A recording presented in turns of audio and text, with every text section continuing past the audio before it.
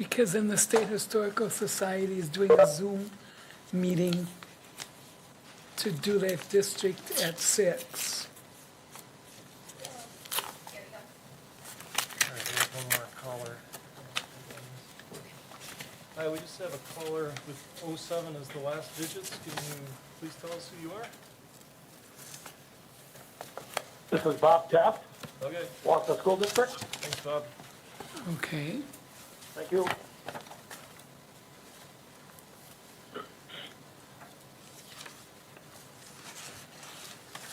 And you're gonna put this up on the, for the ones that are by phone? Okay, thank you for coming tonight, and Kellen for braving the cold. What we're going to do first is we have a quorum present, so we're going to do the public hearing designating John Marshall School as an historic landmark first. And Bob, I'm going to open the floor to Bob Tess, if he has any comments. Sure, thank you. I'm just here to listen and see what your plans are for Marshall. I know our school board has everything to say about our plans for Marshall, and I can't say much without their approval. So I just want to learn the direction that you're going, that's all. Okay. Does any of the commission members have any comments they'd like to make? Can I ask who's all present of the commission members by video? Deb Ryan, Christine Martins, Brian Mason, and Steve Miller. And there's, for the people online, there is no one here in attendance from the public. We have Kevin Crooks on the commission, Linda Trechak, the chair, myself, and Melissa Engen, city staff. So does anyone have comments on designating John Marshall Schools an historic landmark? Hi, this is Deb Ryan. I guess I have a few comments. I live on the west side. I've never been in John Marshall or with my bad knees anywhere close to seeing John Marshall. So I just recently reached out. Is there some way that we could have some type of tour? Previously, I had been involved with the Girl Scouts Rise and Shine program, so that I had the opportunity to see a number of schools from the inside and out. But for this school, John Marshall, I have no information about it. And Diana White had indicated that this is something that could happen.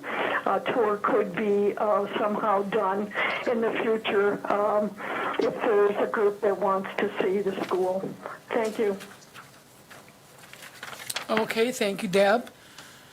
Anyone else have any comments? I'll offer a few things if Okay. this is the right time. It is. And I'd like to take us back to the October 27th meeting and the discussion that we had about John Marshall. There was a bit of background given as to the age of the school, built in 1922. And at that time, I had presented some information that was not only on the record in the Wausau School District, but also on record in a number of books on the history of Wausau. So just to refresh everybody's memory, John Marshall is on the southeast side. It was built in 1922. I'll just go to the same information that I had presented in October. There have been numerous additions made to the building, but the original building built in 1922 is of the collegiate Gothic style. And I think on the State Historical Society page that has information on John Marshall, it gives shows a number of different pictures. There you have it right there, just went by. So what was made what information was given to me was that the school was turning 100 in 2022. We can all do that math. but there were going to be some celebrations about the age of the school. And when I was contacted about that, I thought it would be an interesting look for us to take at preserving this building and its integrity. And almost as important as that, the meaning and the history of it in the neighborhood. And so those are, in brief, are just some things that we had talked about back in October. And I think it's a prime candidate for preservation in the work that we're doing. Thank you, Steve. Any comments to anything that Steve said?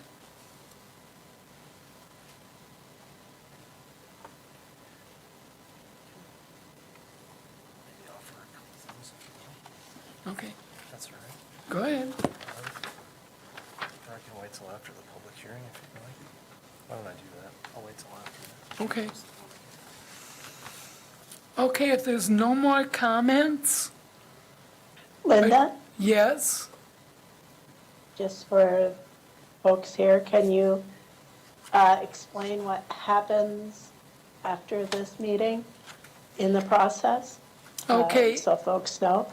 Sure. Once, if we vote to designate it as a historic landmark, it then goes to the planning commission, and if they deem that it should be a historic landmark, from there it goes to the council, to the common council. And if they approved it, then it is considered a local historic landmark.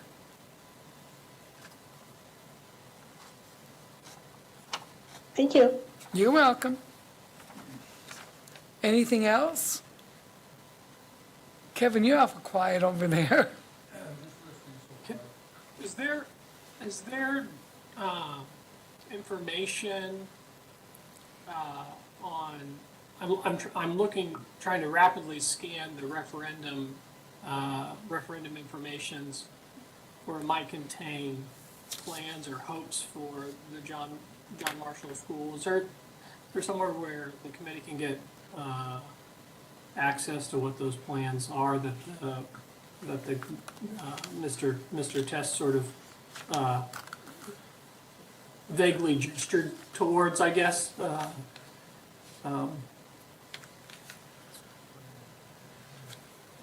I can answer that if I'm unmuted.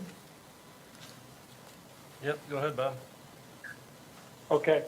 The plans for the referendum, we just got the board approval last week, and we've been working on how we reveal all the floor plans in a little bit more exact detail to the public. We worked on it again today. We're hoping to get more details probably by the end of the week and maybe launch a website next week. But I can tell you this, that our plans for John Marshall changed significantly at the last board meeting and now only contain plans to update safety and security. So inside the building, Marshall would undergo some changes, and from what I know about the Historic Preservation Committee, you're not quite as concerned with the inside of the building, although what Ms. Ryan suggested, getting a tour, we can certainly arrange for that. But the plans for this current referendum include nothing to the outside of that building. And those plans will become much more detailed next week. Thank you, Bob. For whatever it's worth, and for Bob from the school district, the information that we have from the Wisconsin Historical Society, and then just information that I've been presented, if you're looking at that sheet, it doesn't give all of the details about the number of additions that have taken place there. I don't know how important that is, but it's interesting to hear and to know now, Bob, that what maybe had been on the rumor mill about things happening to John Marshall are not what the rumor mill was grinding out. So obviously, we're getting it right from the source, which I appreciate. So with that, I don't think I have any more information, and I just go back to our meeting from October, and that's all I have, and that's all we have. So thanks, Bob, for jumping in on that and helping it be a little more clear to us.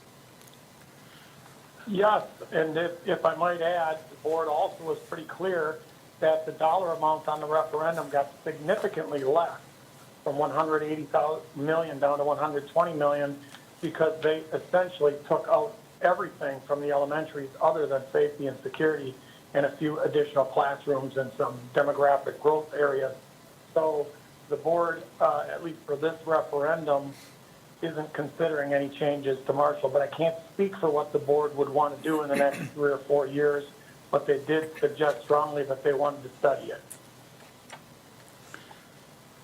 Thank you, Bob. Okay, Steve, Melissa handed us a sheet, and I think Brad has got it up on the board. It's saying that there was additions done in 1947 and 2000. That's not accurate. That's not accurate? No. And I think it should include at least 3 more additions or renovations. I would be happy to track those down if that's appropriate. And Bob, with your permission. Yes, I'm going to have a hard time coming up with that stuff right now on the spot. I'm getting ready to take my kids to church, but No, go to church. I will have that if you email me tomorrow. You email me tomorrow. Larry Seiler puts together a real good book, and if you want quicker access, it was in Monday night's board book materials. Okay. From just this past Monday, but I can get you all that information. If you could find, I'm willing to go get it too, Bob. If it's, I don't know what access to school is nowadays, but I was there for one of the renovations, the biggie, and I know where the wall plaques are. So that would be one way to track it down. If Larry has something pulled together, that would be faster. But I wouldn't want you to do anything extra. Plus, I'd want you to get to church on time tonight. I'm going to keep you guys on the line while I'm doing that, but Larry Seiler, if you reach out to him tomorrow, or me, or both of us, we can have it to you real quickly. All right, thanks. I'll work with City Hall and we'll get this figured out. Great, thanks. Thanks, Thank you, Bob. Bob. You bet.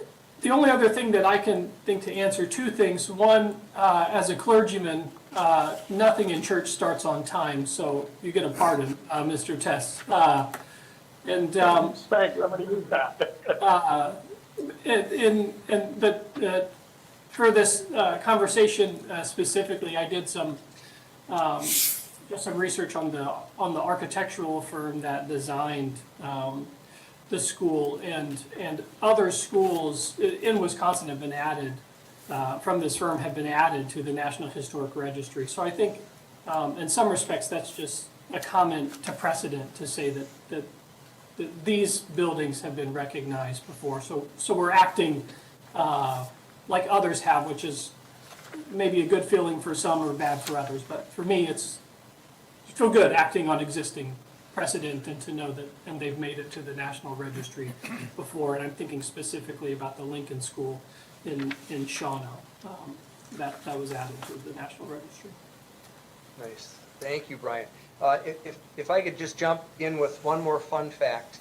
The Oval from the architectural firm had a granddaughter who worked at John Marshall. I was her principal. Her name is Linda Oval. So she could have not been more proud to walk by those brass plaques and see her grandfather's name. So just a fun fact for whatever that's worth.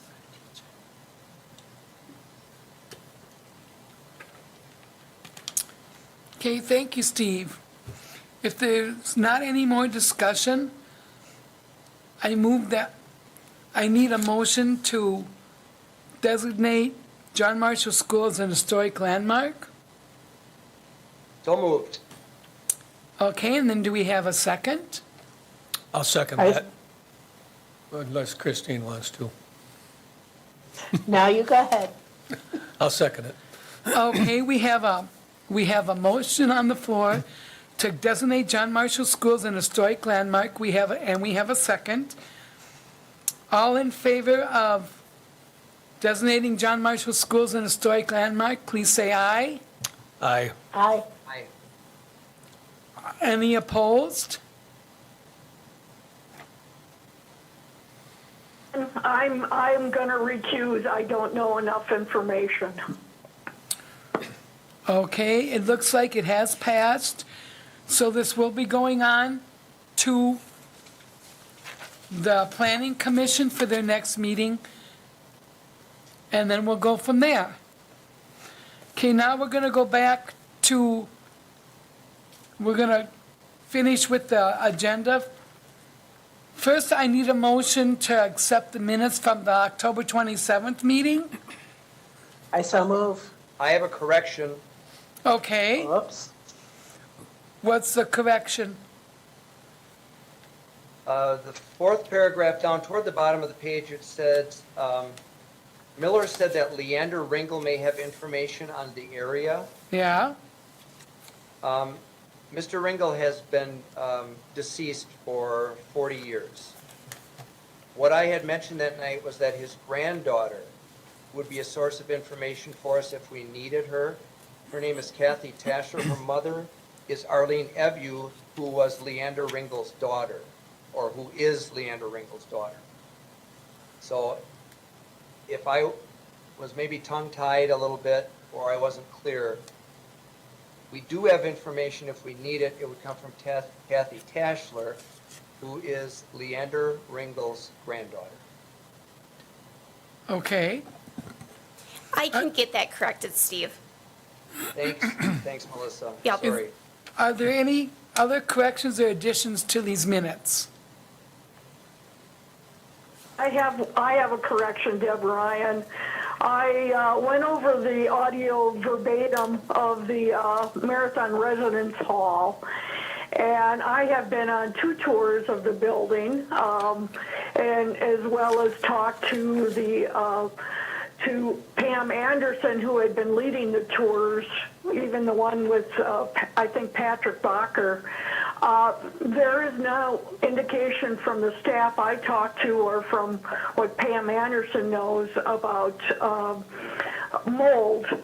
The caretaker for the county did admit that the pipes, the heating system pipes, are asbestos and they are wrapped, but that is the only indication of anything of concern.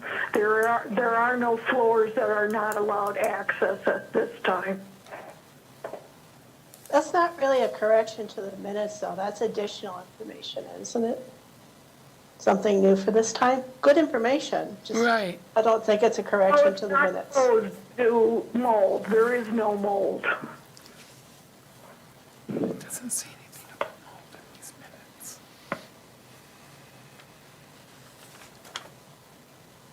Oh, okay.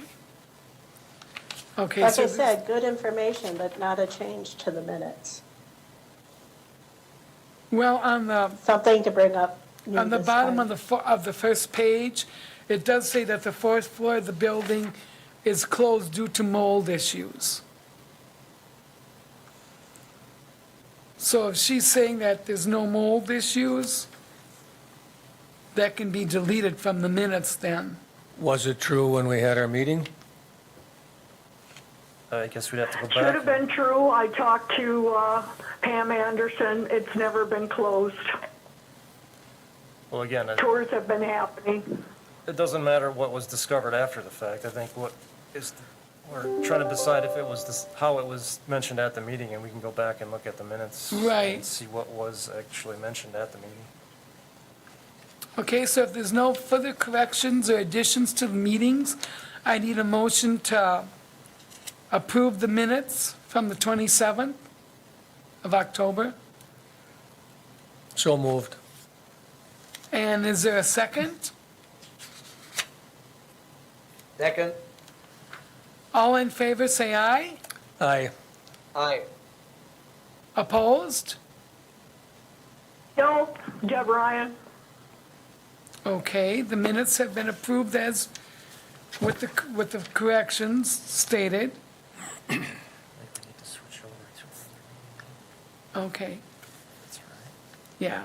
And at this time, we're going to switch over to the Zoom meeting to designate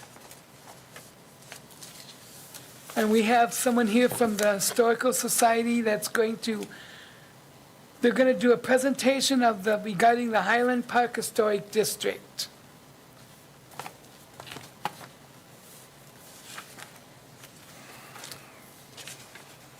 And is that person on the line? Yes. So they're conducting the meeting, the Historical Society is running that from Madison, so we'll log out of this and log on to their feed on a different platform.